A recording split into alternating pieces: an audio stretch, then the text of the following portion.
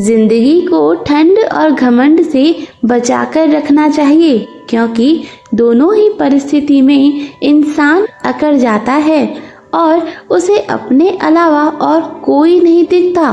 इसी घमंड के चलते वो अपने आप को सर्वश्रेष्ठ मानने लग जाता है और अपने अपनों को भी नीचा दिखाने लगता है, जिससे उसके अपने भी उससे दूर हो जाते हैं। पर वो ये भूल जाता है कि घमंड तो रावण का भी टूटा था, तो वो क्या चीज है, और अंत में वो अकेला रह जाता है। भगवान के भरोसे मत बैठे रहो, क्या पता भगवान तुम्हारे भरोसे बैठा हो। भाग्य के दरवाजे पर सिर पीटने से अच्छा है कि इतनी मेहनत करो कि भाग्य के दरवाजे भी अपने आप ही खुल जाएं। राजा श्री रामचंद्र ने कितना दुख सहन करके प्रजा को खुश करना चाहा, परंतु प्रजा खुश नहीं हुई। इसीलिए लोगों को खुश करने के चक्कर में अपने आप को दुख मत दो, क्योंकि लोग आपसे कभी खुश नहीं होंगे। आप अपना कलेजा काट कर भी रख देंगे उनके सामने, तब भी वो खुश नहीं होंगे।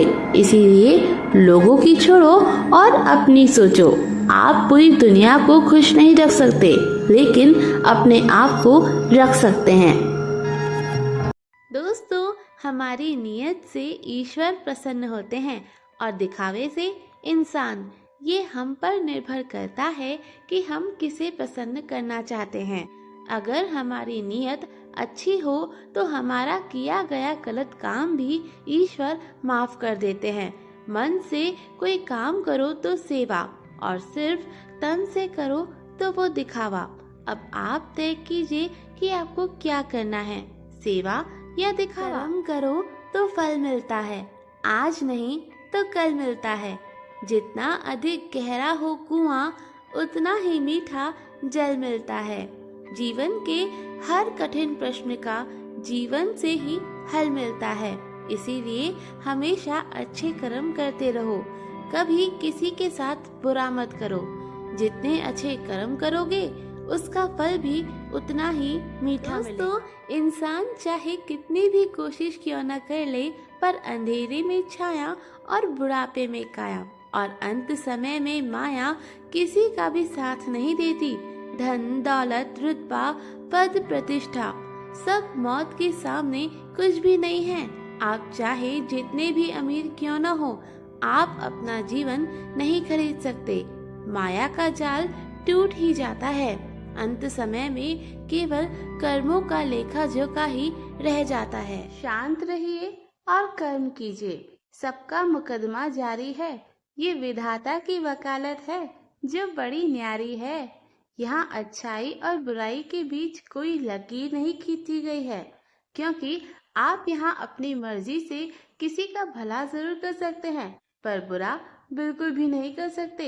इसीलिए शांत रहिए और कर्म करते रहिए, और विधाता के फैसले का इंतजार कीजिए, क्योंकि आपका मुकदमा जारी है और अंत में सत्य और न्याय की ही जीत। मैदान में हारा हुआ फिर से जीत सकता है, परंतु मन से हारा हुआ कभी नहीं जीत सकता।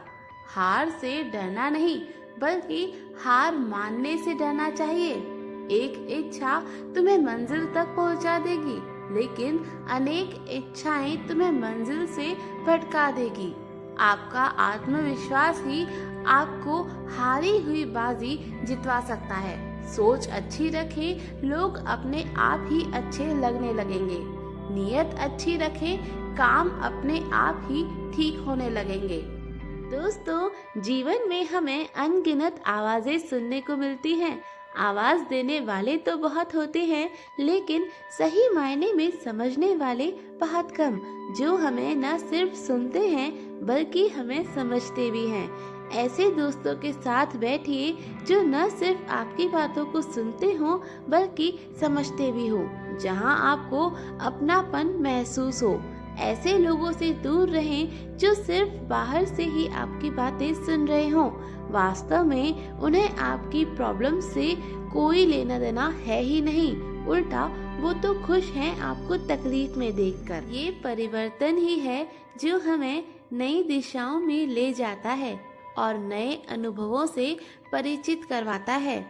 जीवन में आने वाले हर परिवर्तन को डर की नज़र से नहीं बल्कि एक अवसर के रूप में देखना चाहिए, क्योंकि कुछ बदलाव आपको सफलता की सीढ़ियों तक ले जाएंगे तो कुछ आपको सफल होने का गुण सिखाएंगे।